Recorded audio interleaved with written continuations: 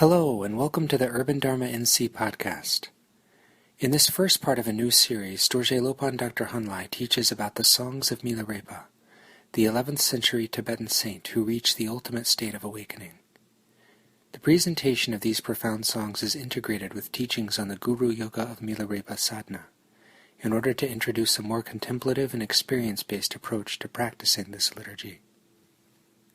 Urban Dharma is a Buddhist temple in the heart of Asheville, North Carolina. We are supported by your generosity and by our online store, TibetanSpirit.com. To learn more about us, come visit our temple in person, or look us up online at udharmanc.com. Thanks for listening.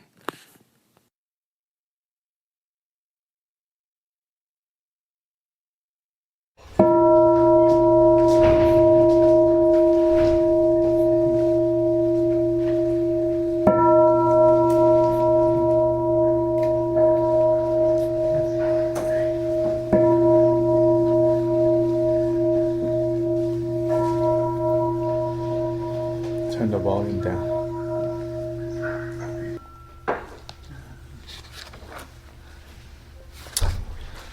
We'll begin with the aspiration and engagement bodhicitta, page 1 and 2.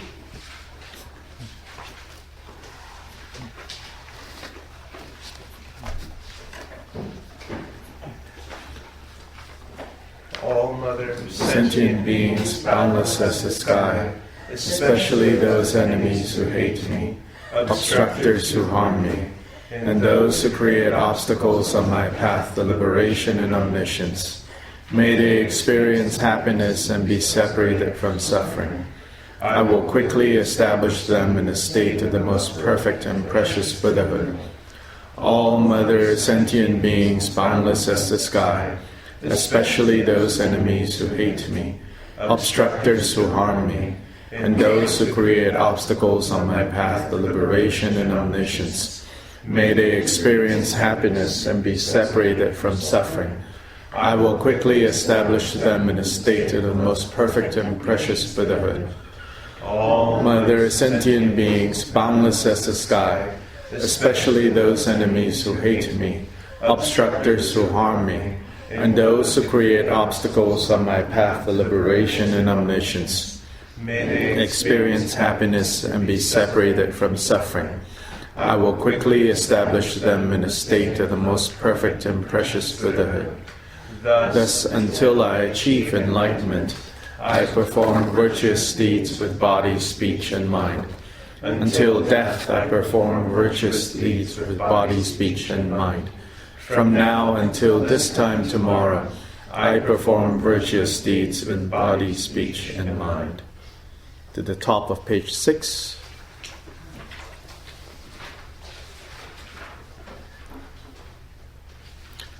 in the Buddha, Dharma and Sangha most excellent, I take refuge until enlightenment is reached. By the merit of generosity and other perfections, may I attain Buddhahood for the sake of all sentient beings. In the Buddha, Dharma, and Sangha most excellent, I take refuge until enlightenment is reached. By the merit of generosity and other perfections, may I attain Buddhahood for the sake of all sentient beings. In the Buddha, Dharma, and Sangha most excellent, I take refuge until enlightenment is reached. By the merit of generosity and other perfections, may I attain Buddhahood for the sake of all sentient beings. May all Mother, sentient beings, boundless as the sky, have happiness and the causes of happiness. May they be liberated from suffering and the causes of suffering. May they never be separated from the happiness that is free from sorrow. May they rest in equanimity, free from attachment and aversion. May all Mother, sentient beings, boundless as the sky, have happiness and the causes of happiness. May they be liberated from suffering and the causes of suffering. May they never be separated from the happiness that is free from sorrow. May they rest in equanimity, free from attachment and aversion. May all Mother, sentient beings, boundless as the sky, have happiness and the causes of happiness. May they be liberated from suffering and the causes of suffering. May they never be separated from the happiness that is free from sorrow. May they rest in equanimity, free from attachment and aversion.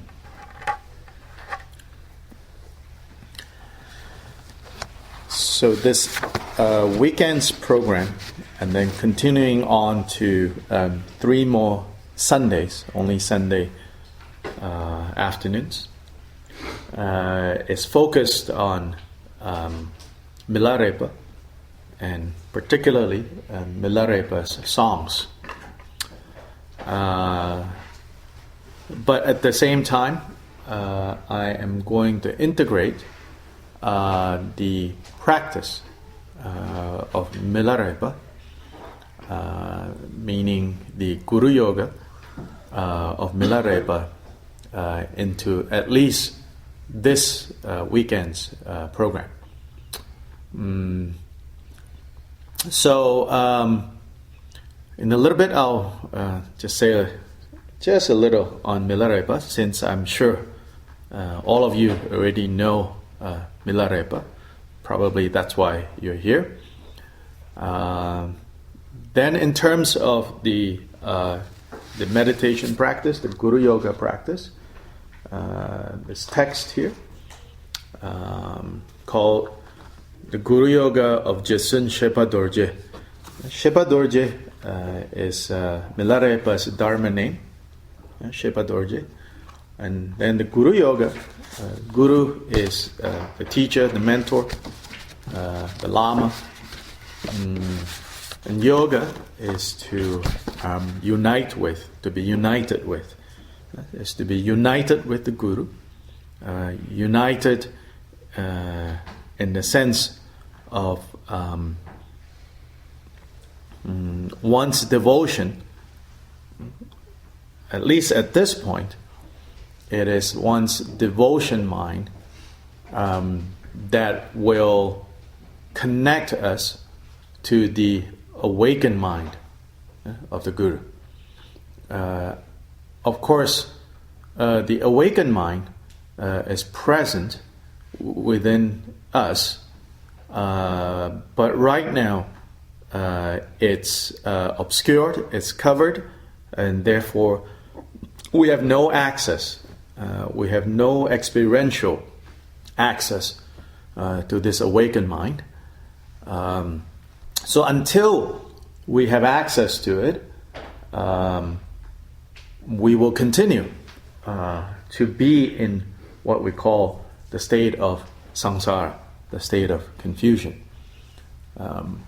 So the goal or the purpose of Guru Yogas, so there are many, many types of Guru Yogas, primarily based on who is the main figure to represent this principle of the Guru, the principle of guidance. In this case, it's Milarepa as the central figure to represent that principle. So ordinarily, or often, I don't know ordinary or not, but often Guru Yoga practices or these types of sadhana practices are done with an emphasis on kind of recitation, and then there is also, when done publicly, it is done as a performance. By that, I'm not kind of criticizing that.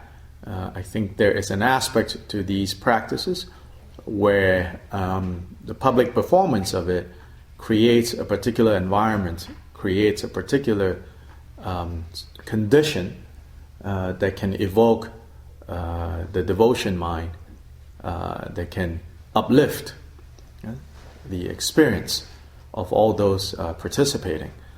So there is a time and a place for that way of connecting to these sadhana practices. And then when the sadhana practices are done on a daily basis at home, then you could say that the emphasis is different. it emphasizes more perhaps your understanding and your kind of meditating on it rather than the more performance aspect of it. Yeah?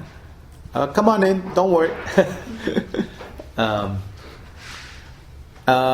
Here, what I would like to do for today and the final part tomorrow morning is to offer you another way of experiencing this sadhana, another way of experiencing this practice that may be helpful in your own kind of ongoing relationship with such practices. Such practices are not easy by any means, but like any practice, like any discipline, that any art, any sports that we are learning, it takes time. Often we kind of go to one thing and then we think, it has to be immediately accessible. Then if it's not, it's like it's not meaningful to me. I think we're not giving ourselves a chance and the time to kind of say, well, like anything else that you learn, especially anything that is worth learning, will take time. Now, it is also not the case that, anything that takes a long time is worth learning. So, sure, I'm aware of that. I have that experience too. But I think until we give a little bit time to it, and look at all the different ways in which one could connect with something like this, we really don't know quite what we're throwing out yet, if we decide to throw out. So I'm going to use this Guru Yoga practice text as, in a way, framing the structure for this weekend. So you're not going to experience this practice the way it's done. Like, okay, we'll go from cover to cover, finish all of that, and then we'll start talking. It's just the usual way of doing these practices. Chant, or read, depending on which language you choose. And then, in conclusion, okay, we're done with that. Now, let's go to the teachings. Right? But instead, I'm going to use this as a structure to frame this weekend's experience, to frame this weekend's teachings. Yeah. So if you turn to the Guru Yoga on page 1,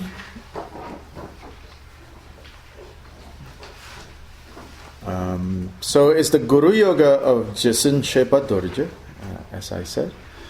And I have to apologize to the folks that are joining us through the YouTube livecast. We don't have this text ready to share with you quite yet.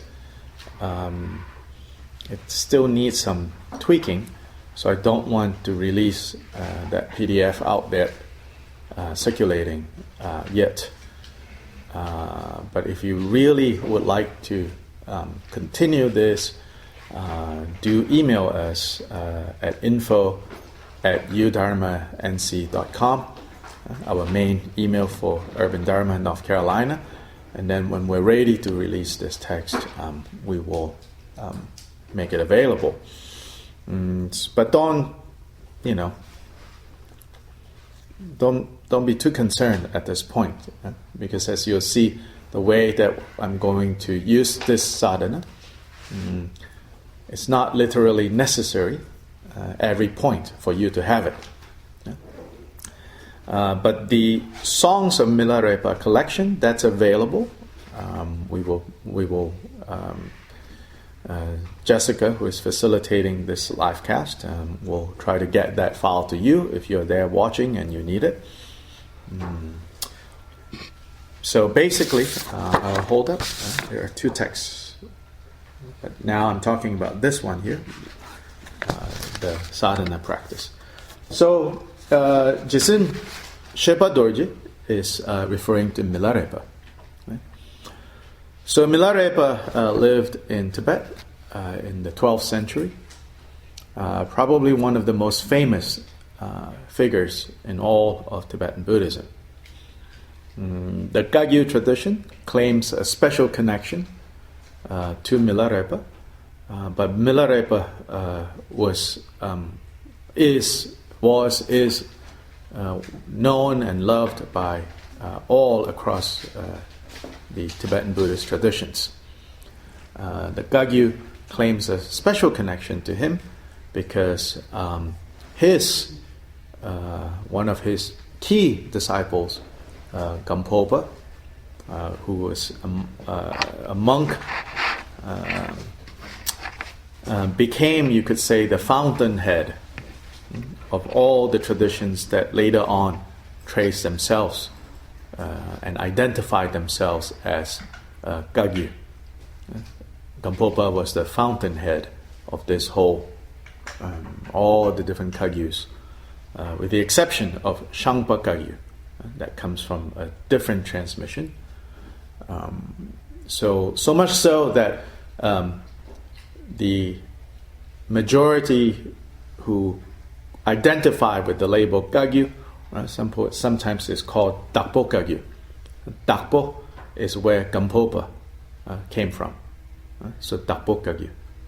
So among the Dakpo Kagyu today, in terms of numbers, the largest group is the Karma Kagyu, followed by the Dukpa Kagyu, and then followed by Drikung Kagyu, and then significantly smaller in numbers, the Tatlong Kagyu. Then the other Kagyus exist in one form or another. Either their teachings and practices were absorbed into the other Kagyus, and sometimes even beyond Kagyu, among some Nyingma transmissions, lineages.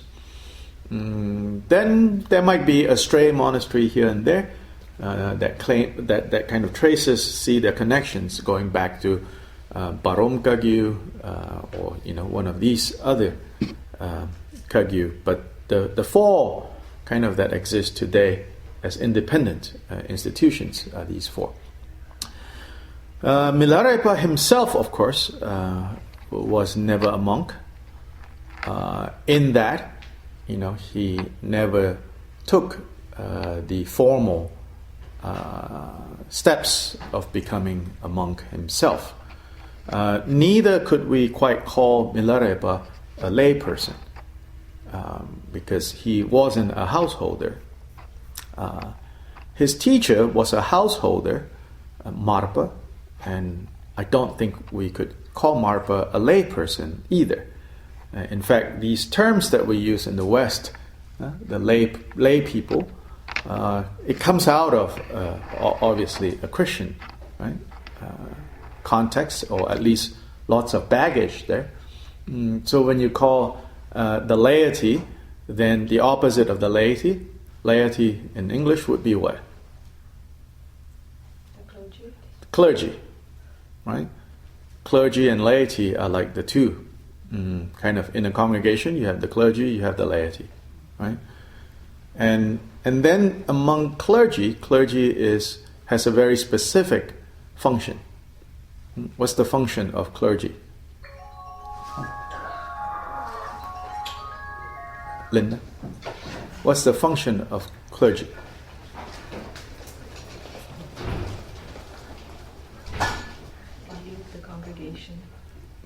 To lead the congregation, to provide pastoral care, right? So there are some resemblances within the Buddhist tradition. And the laity often means people who play kind of second, supporting role. So in that sense, in the Buddhist context, it's you don't have exactly kind of matching groups. We tend to think monks and nuns are clergy, but they're not clergy in the way that the West understands clergy. Majority of monks and nuns do not play pastoral roles. Majority of monks and nuns do not even lead, the lay people. Majority of monks and nuns do not teach either. Now, only a very small, relatively speaking, subset of monks and nuns assume roles of leading, worship, so to say, provide pastoral care, gives religious instructions. The role of monks and nuns in Buddhism primarily is a personal lifestyle choice of lifestyle. So Milarepa adopted a different choice of lifestyle. He was neither a householder nor a member of the monastic order. Because in his time, and for him, neither of those two defined kind of situations or institutions, you could say, fitted with his aspirations.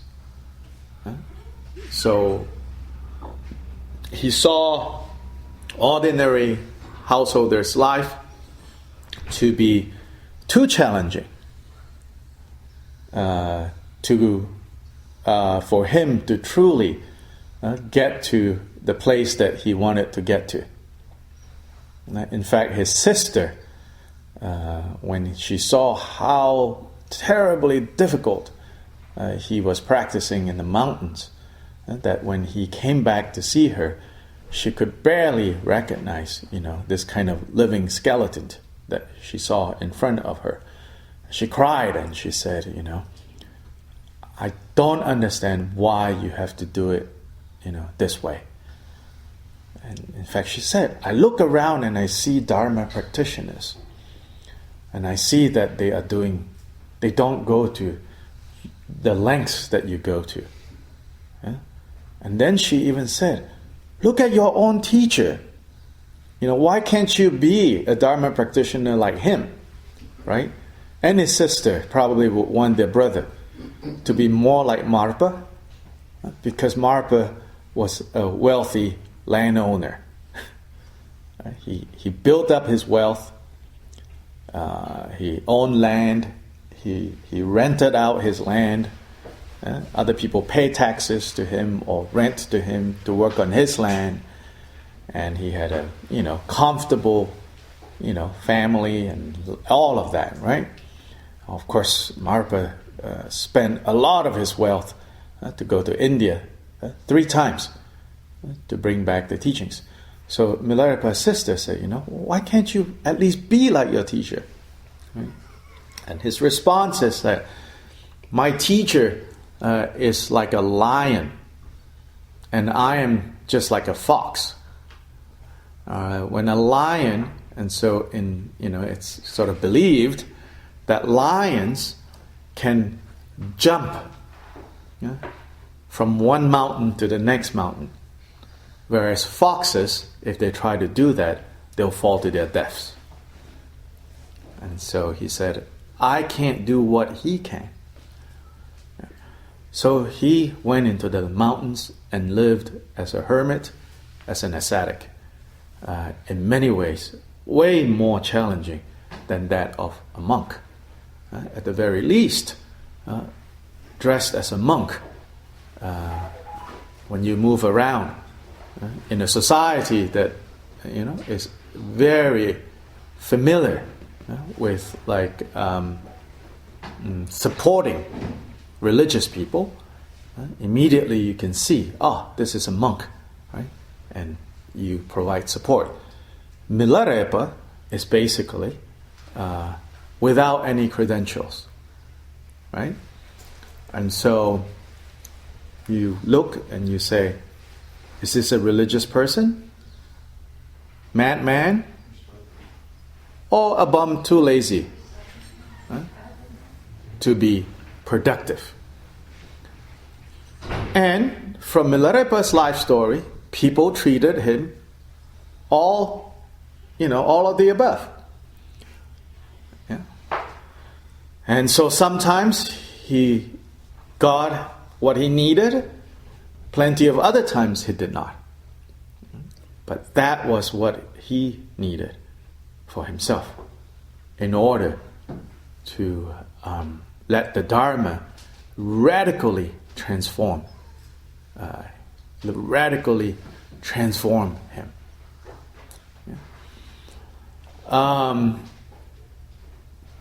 So he underwent, all kinds of hardships.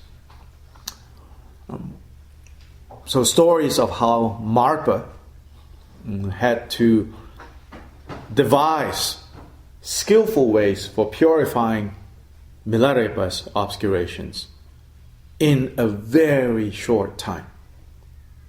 Because Milarepa was so driven to do something radical to change the way in which his mind, his heart was moving, which was really consumed by simultaneous hate, resentment, and guilt. He grew up in a situation where his relatives that were supposed to take care of his widowed mother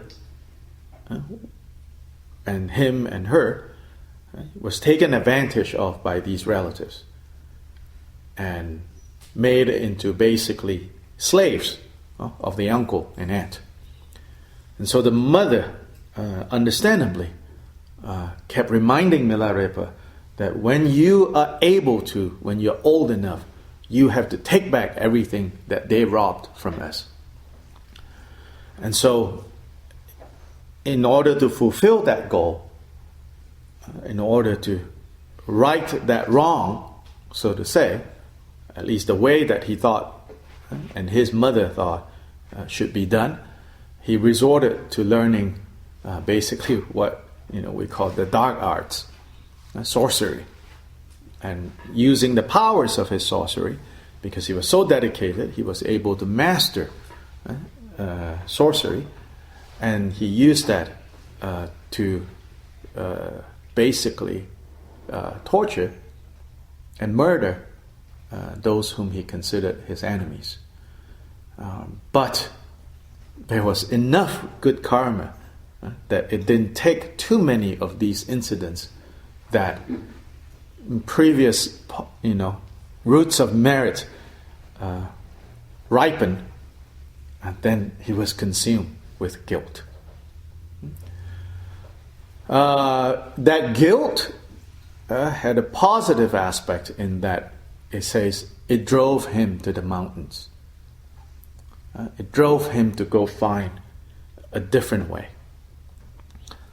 But even guilt that drove him in the right direction, in the end also needs to be purified.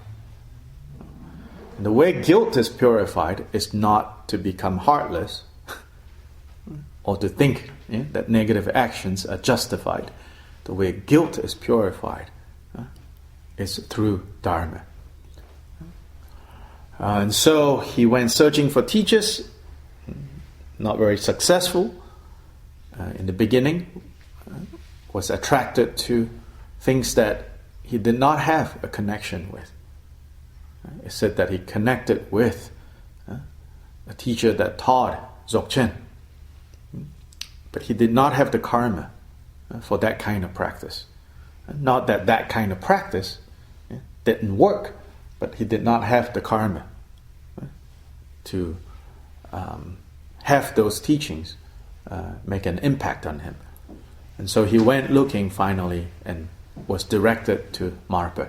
So Marpa had to devise all sorts of methods to help Milarepa purify and remove the obstacles that stood in the way of Milarepa really in a swift way being able to place himself from a place of darkness into a place of light. And so Milarepa said, because my karma was so heavy, my negative karma was so heavy, all of this was necessary. So Marpa at the beginning, basically not tested. He knew that Milarepa was going to be his main successor. But that didn't mean that Marpa said, oh, okay, everything's done now. It's faded. It's not. Right? So this is kind of an interesting tension between sort of the stories saying, the tradition saying that he knew that this was the successor. But maybe you could say that's like on the ultimate level. But on the conventional level, if it did not put Milarepa under the ways of changing Milarepa's mind, then we would not have Milarepa today. And primarily then the thing that was trained is to train Milarepa's devotion. And so Marpa from day one was unreasonable. From day one. Was unreasonable. By all, reasonable accounts, Marpa was unreasonable with Milarepa. No question about that if you read it. Read the biography. Marpa basically was harsh with Milarepa. To the point that Marpa's wife, was having fights with Marpa over Marpa's treatment of Milarepa. And Marpa's wife tried many things to make it easier for Milarepa. And each time, she got to see how her supposed kindness to Milarepa was actually not helping Milarepa. Right? Marpa would say, you bring me this, bring me a gift that is worthy of the teachings that you want. And Milarepa had nothing. Didn't matter.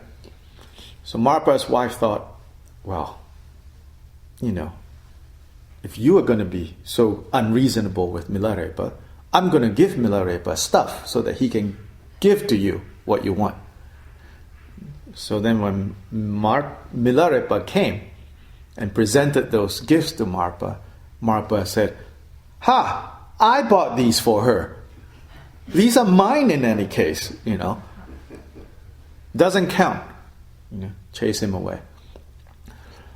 In the end, it said that Milarepa had to build 7 times this house that Marpa wanted to build for his son that was getting married soon.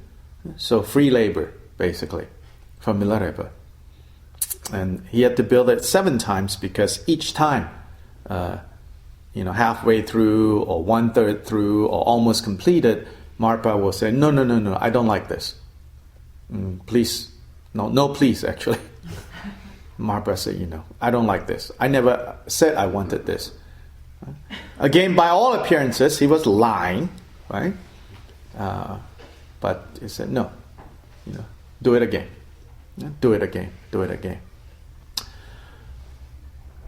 In contrast, we could say that, we really live in degenerate age. Now, we don't have teachers with the, by and large, not all cases, we don't have teachers with Marpa's guts. Marpa did not care if Milarepa was going to like him or not. Marpa did not care if he was going to be rated highly in the teacher's rating. Marpa did not care what the Buddhist magazines featured him or not. Marpa did not care, how many people is clicking like on his Facebook page. He had guts. It's like, I don't care. Marpa didn't even care what his wife thought of him. Yeah? I mean, of course, we think, oh, that's terrible, man. But he didn't care. Why? Because he cared about bodhicitta. So he had those guts, Hard to find, teachers like that. I mean, even someone like, Chetsang Rinpoche, now big star. And he says, even myself, he says, I'm not a very good teacher, he said, because I don't have the guts to just offend people. When Bodhicitta vow says, you have to, because I like to be popular. I like to be liked. We're not even saying that teachers are, talking about egocentric teachers or anything like that. Just in a very ordinary human way, everybody wants to be liked. So we don't have Marpa-like figures. If we do, we probably don't know where they are because they're not winning the popularity contest. We also don't have students like Milarepa with the kind of devotion that he had. No matter what. No matter what. He knew that. He would do whatever Marpa tells him. Why? We don't know. I don't think Milarepa himself knew. Right? He only heard people talking about Marpa being great. But Marpa didn't do anything to try to show Milarepa that he was great. In fact, first encounter was like, that was Marpa's response, like, what? Can't you see I'm busy? Because Marpa was working on his farm. Like, well, what do you want? But Milarepa had devotion. This is the kind of devotion that says, no matter what, I'm here. No matter how difficult, I'm here. I'm not going away. Whether I feel good, I feel bad, I feel inspired, I feel disappointed, I'm here. So that was the kind of devotion. Not emotional. Milarepa wasn't emotional. Sometimes we think devotion. The last couple of days I was talking to friends, about devotion and emotion. It's like, it's not emotional. This kind of devotion is about strength. It's about not being thrown off course by whatever happens. Like I said, a year ago, or 2 years, more than a year ago when His Holiness was here, I shared with you the words that His Holiness said to me. As long as the sky has not fallen down on your head and the ground has not given way, nothing is impossible. That's the devotion. It's not necessarily, other religious traditions have a more emotional kind of devotion, like bhakti, right? It's elevating the emotions to a higher level and, loving the divine, and that's not necessarily the kind of devotion we're talking about here. Here it's a certain toughness and staying on course. Bodhicitta. How do we actualize bodhicitta? How do we experience bodhicitta? How do we generate bodhicitta? All of that. So Milarepa was relentless.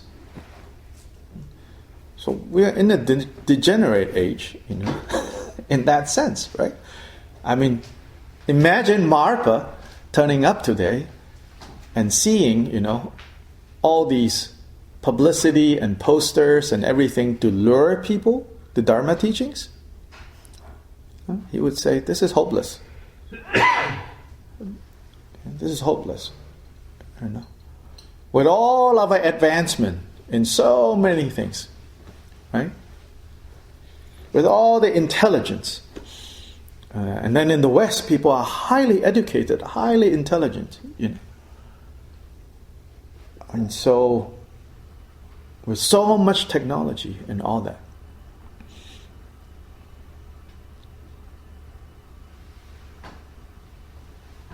has anyone reached the first bhumi?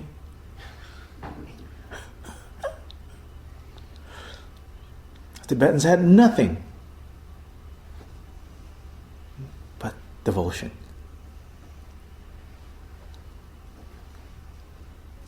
Complete devotion and staying on course no matter. Teacher smile at you, good. Teacher don't smile at you, good. Teacher sees you, good. Teacher don't see you, even you're right in front, good. Never mind. Because you're not there. Looking for, a father. Or even a friend. So because of that, Milarepa in one lifetime was able to purify all the negativities that was obstructing his ability to absorb the teachings. We now have, I would say, we now have way more access to teachings than Milarepa. All of us. We now have way easier access to all the teachings. And just get on Google. If you know how to search, you can find almost every single book that has been published and translated. Milarepa, to get even one sentence from Marpa wasn't easy. So it's not the case that we don't have enough teachings. We don't have enough access. We always, I see this a lot. We always think, I don't have enough access. I don't have access to the teachings. I don't have access to the teacher. But we don't actually want access to teachers. We want access to our imaginary friend, our imaginary, boss.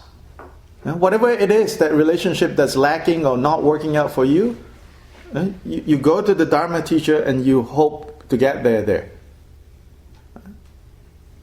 And then we say, I don't have enough access.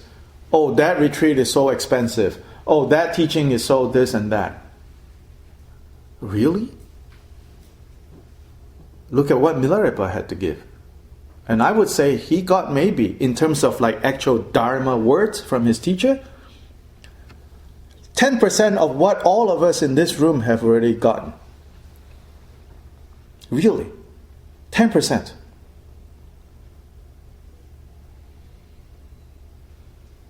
So it's not literally how much Dharma that we get.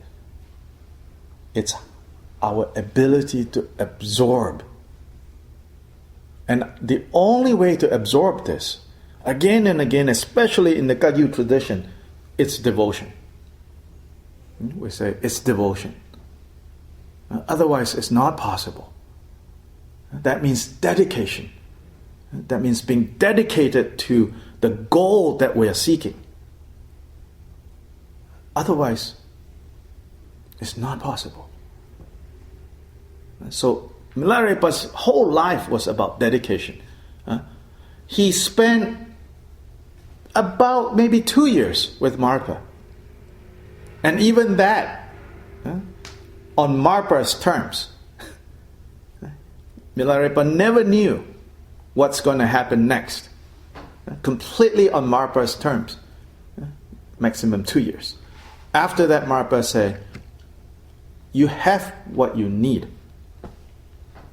to reach your goal. Now leave me. Now go into the mountains.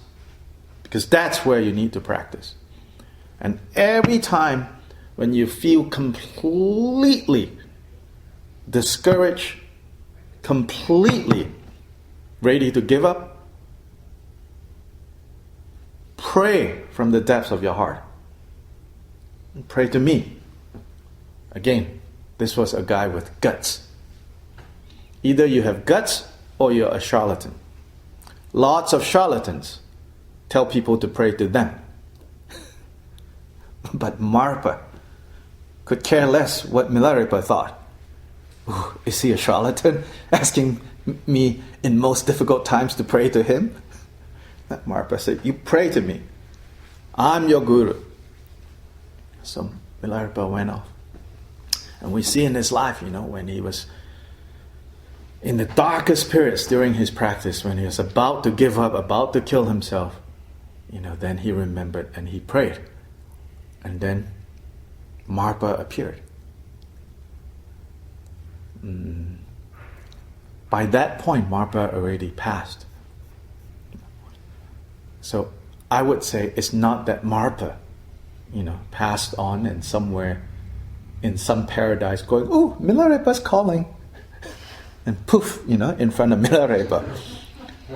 But it was again Milarepa's devotion that Marpa appeared, and Marpa said to him, remember what I taught you. Remember what I said. So the words of Marpa was powerful enough that Milarepa had visions of Marpa. And Milarepa, once he left Marpa, he never saw Marpa in life again. Never saw Marpa in person again. And he continued to dedicate his life until his own body dissolved. As devoted as he was to Marpa, he was completely devoted to his students, the welfare of his students. And so that again, he did not care about the 8 worldly concerns. People criticize him as a bad teacher, people praise him as a good teacher, doesn't matter. Bodhicitta. His Holiness Drikung Kyabgön, when he went into the 3-year retreat when he was younger, it happened not after having kind of suffered quite a bit. I mean, he was never really, as far as I know, as far as the public story is known, he was never like beaten or tortured by the communist government. But nonetheless, he was put to like these labor camps and hard labor. And so his body was weak. So when he went into the 3-year retreat, you have to do all these purification practices. You have to do the hundreds and hundreds of thousands of prostrations. Yeah? And it said that at one point he was so weak physically that he collapsed a few times during doing these prostrations. And so his fellow retreatants was very worried because he's the head of the order, very worried. And they pleaded with the retreat master to make an exception for His Holiness. To say, he has gone through so much. His body is so weak, and he's sick right now. He's passed out. His nose started to bleed.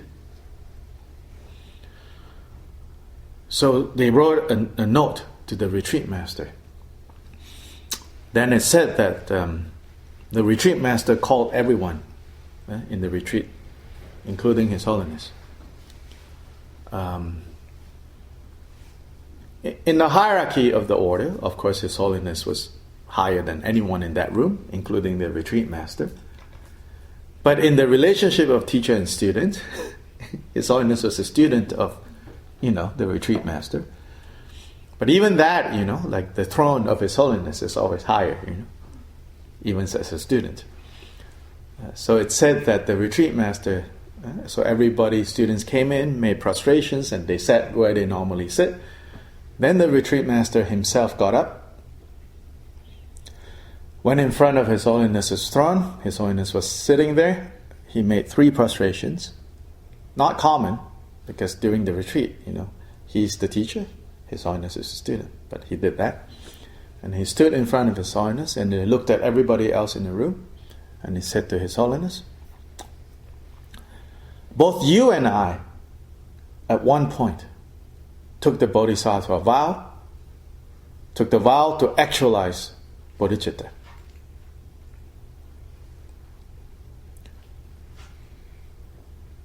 So we took this vow, and now here we are. Your fellow retreatants have pleaded with me to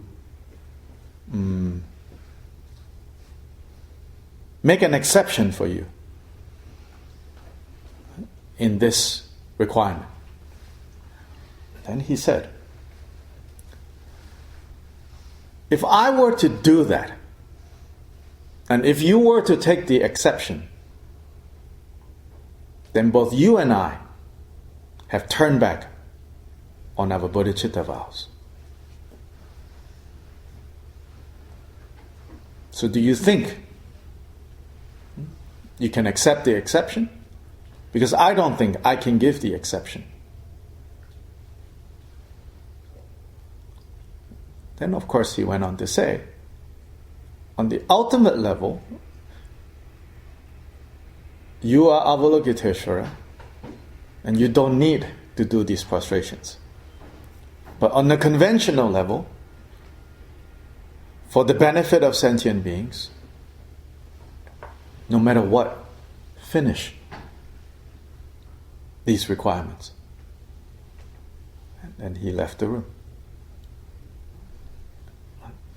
That's the kind of commitment. It's like you don't give up. So Milarepa's, training with his teacher and his training of the students are always told in the Tibetan tradition as the most kind of amazing examples of what devotion means. So if you read Milarepa's life story, you see what devotion really means. It's like no matter what the hardships, you stay on course to actualize bodhicitta. And you rely on your guru. So in these songs, you'll see that. He'll talk a lot. He'll sing a lot about that. That without that, it's not possible. And so here,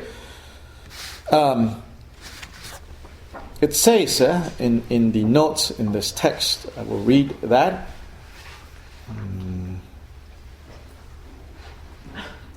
As a result of the dynamic energy of blazing bliss, wherein prana, meaning the wind energy, not physical wind, not energy of the wind like the windmills, subtle energy in the body, prana, and mind are united, one who fully realizes what appears and exists as the deities of the 3 chakras is Lord Mila. Bowing down to him and to the incomparable Drikung, I shall elucidate here the Yoga of Milarepa. And this is His Holiness, doing an homage to Milarepa, and incomparable Drikung is Jiden Sumgön, founder of Drikung Kagyu.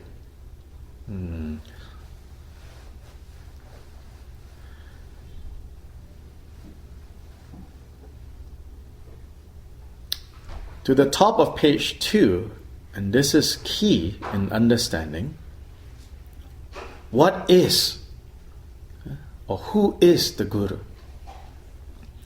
So His Holiness quotes a teaching that was given to him many lifetimes back. The first Chetsang, Gonjoratna. It said that the goddess Tashiserima is like one of those supernatural figures of the Tibetan landscape that was said to be foremost of Milarepa's non-human students. Milarepa's foremost human students was Gampopa and Rechongpa. Gampopa the monk, Rechongpa the yogi, wandering ascetic like Milarepa. Then in the non-human world was Tashiserima, this goddess with her 4 other sisters, a group of 5 of them. And so Serengma, a few centuries later, gave teachings to the first Chetsang. Our current one is the 7th Chetsang, Drikung Kagyu Chetsang. And so it says, fortunate ones, what is revealed here is the most profound Guru sadhana, the heart blood of the Dakinis. And when great bliss turns into the Guru, receive from him the empowerments and accomplish all of the myriad activities until you witness them personally. When great bliss turns into the Guru. So what is the Guru? The Guru is the embodiment of the great bliss. Where does great bliss come from? What is great bliss? What does great bliss mean here? Great bliss is that which arises when we realize the inseparability of appearances and emptiness on the objective, in the objective sort of end of things. On the subjective end of things is the inseparability of the emptiness and the clarity of mind. Right? With regards to mind, realizing the inseparability of emptiness and clarity. And clarity is a poetic word for what? Enlightenment. More basic. Emptiness? No, that's the emptiness. Oh, that's clarity. Yeah? What's clarity? Inseparability of emptiness and clarity. What's clarity? Wisdom. As a quality of the mind. No. More basic. Awareness. Awareness itself. So the mind is not just empty, meaning that it's spacious. Or each moment of mind. We're not talking about mind as a thing. Each moment of mind has both the quality of being empty and has awareness. So the inseparability of awareness and emptiness, when realized, when experienced, that is the experience of great bliss. On the subjective pole of experience. On the objective pole of experience, the inseparability between emptiness and appearances. Or emptiness and appearances. All the sight, sound, smell, taste, touch that we perceive is inseparable from emptiness. And so that's great bliss. So the Guru is then the embodiment of that great bliss. So when you can perceive the Guru as that, then you receive from the Guru empowerment. And so in this Guru Yoga, at the end, or in all Guru Yogas, at the end, you receive the 4 empowerments from the Guru.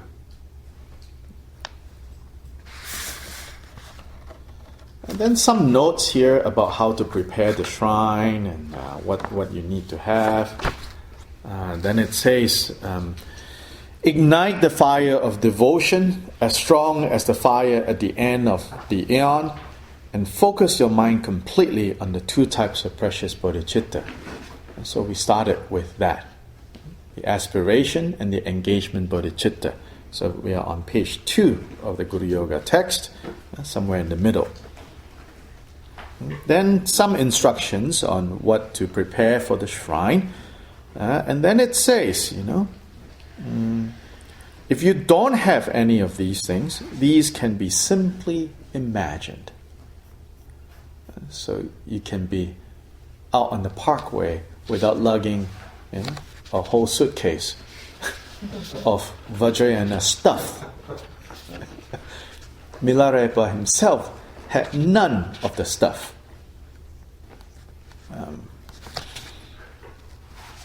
But also remember, okay, maybe Milarepa now is the lion and we are the fox. Right? But you as the fox, you have to figure out how much accessorizing you need and how little you need.